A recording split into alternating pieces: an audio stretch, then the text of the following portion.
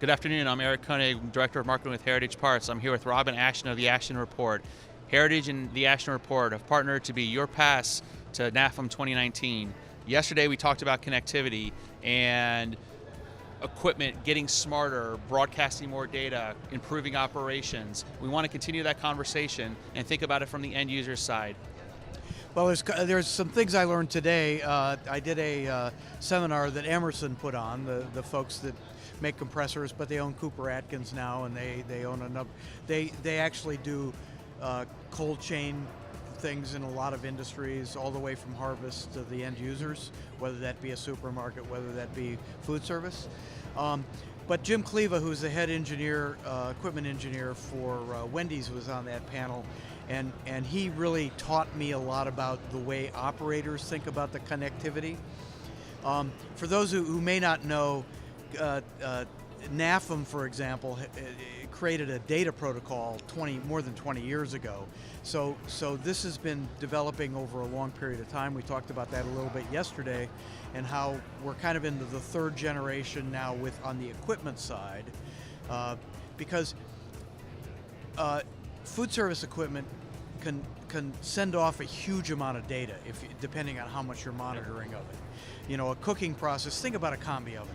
Think about, you're monitoring temperature, you're monitoring humidity, you're monitoring whether somebody opens the door or not. There's all kinds of stuff. Well, all that stuff adds up to a whole lot of data really, really fast.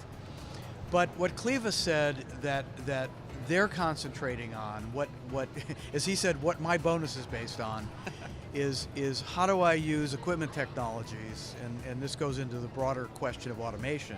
How do I use equipment technologies to basically get rid of labor? Because I think we all know, $15 an hour labor is here in some jurisdictions. It's on its way in lots of others, and they need to automate processes and systems. And as he said, there's two kinds of automation. There's machine to machine. Okay, so can you automate the simple fact that somebody orders something at a POS system and something happens in the back of the kitchen that drops a basket of fries into a fryer vat? Yep. That's machine to machine kind of automation. But there are always operators involved, there are always people involved, and so there's also machine to operator automation. Yep. And he says that's where it gets a lot more difficult. But the core thing is does it get rid of labor? If it's, now there's aspects of data collection and connectivity that are not nice to haves, they're have to haves. On the food safety side, on HACCP monitoring, on things like that.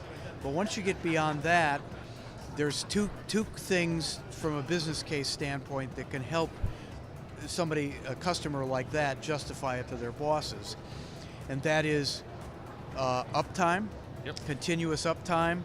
And we talked a little bit, not a whole lot yesterday, but remember that everything's getting smaller in kitchens. There's one piece of equipment where there used to be redundancy. Okay, so McDonald's units used to have an extra fry pot or two in case a fryer went down, just so that they would have that redundancy. They don't have the luxury for that anymore. Okay, so connectivity's nice. We talked yesterday about agnosticism, about machines of different brands being able to talk to each other. That came up today a lot. And the customer's standpoint was it has to happen that way. We are never going to allow a single brand of equipment take over the whole kitchen. Yeah. So these machines have to talk to each other. They have to talk to the cloud, but then it has to be actionable stuff, and it has to go toward getting rid of people. But also part of the getting rid of people is eliminating the number of footsteps that an employee has to take to go from between A to B from a piece of equipment perspective. So even the manufacturers, as they think about developing new pieces of equipment, it really is about how can I shorten steps to make sure that meal goes out in a condensed fashion. Exactly, and that's a lot of analysis. There's lots of 3D modeling. Welbuilt has it, 3D Marble has it. I'm sure Middleby can do it for you too, where they actually model units and look at the ergonomics of that. That's also a form of technology that's really impacting our business. Instead of building prototypes in warehouses out of plywood and lath board, they're now actually doing them virtually, and you can walk around in them, and the customers can see them, and all that sort of thing. So there's a lot of technology going on. I think as it impacts the parts and service side, that of course is Heritage's thing. It's with the My Equipment 360 and that sort of thing. Can you minimize downtime, particularly in these smaller kitchens with more mission critical single pieces of equipment? Okay, so if you've only got one combi oven in the place and it goes down, or you've only got, you've completely filled up the fryer vats with the product that you have to have, and one of those pieces of equipment go down, you're screwed. I mean, basically that's what comes down. So content around troubleshooting, content around how do I get that meal out without having to fully shut down my operation is key, and getting more key as concepts get smaller. And here's the other thing that Cleva said that I've known for a long time, having been on the equipment side of the business, but coming out of restaurants and institutions on the operations side. We have to remember, particularly those of us who have been on the equipment side and equipment manufacturers, have to remember that operators don't care about the equipment. And in fact, Cleva said if they could, if his franchisees could, they wouldn't own equipment. They would lease it all.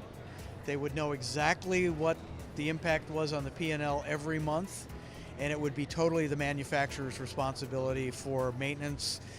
If a new generation of equipment comes along, it just gets traded out. Okay, and that's an interesting model. It's happened a bit on the ice side and some other areas. It's obviously happened with warewashing, with Ecolab and folks like that.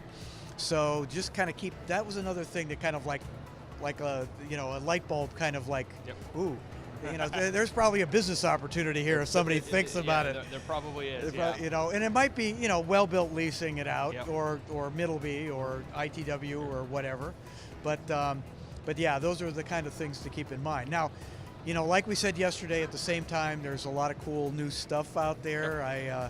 I was just down at Duke, for example. They've got all the slide warmers, the yellow plastic kind of slide warmers. That stuff is all connected, so they can maintain HACCP on that kind of stuff. And they work for Subway, they work for all kinds of chains, Dunkin', all kinds of people. So you're seeing that connectivity in all kinds of areas, not just the cooking equipment or the refrigeration equipment, but holding equipment and things like that. So it's definitely kind of the thing du jour of this particular NAFEM, but it's like it's going to take a long time for this to become endemic to the industry. The other thing that was brought up today that we have to remember, there's 1.4 million food service kitchens out there. Most of them have stuff that's 5, 10, 20 years old. So how do you retrofit legacy equipment within all these kitchens? So that's a whole nother level of difficulty. Okay. A whole nother opportunity. Right. For companies like Kitchen Brains. Right. That opportunity is a potential. Yep, it is. Right. So day 2's in the books. It's in the books so far. I'm done for today. I'm toast. So tonight's the big NAFEM thing with Sheryl Crow. Yep. I'm gonna actually, because I'm very old, go home and take a nap. So everybody enjoy, and we'll talk to you tomorrow. Great.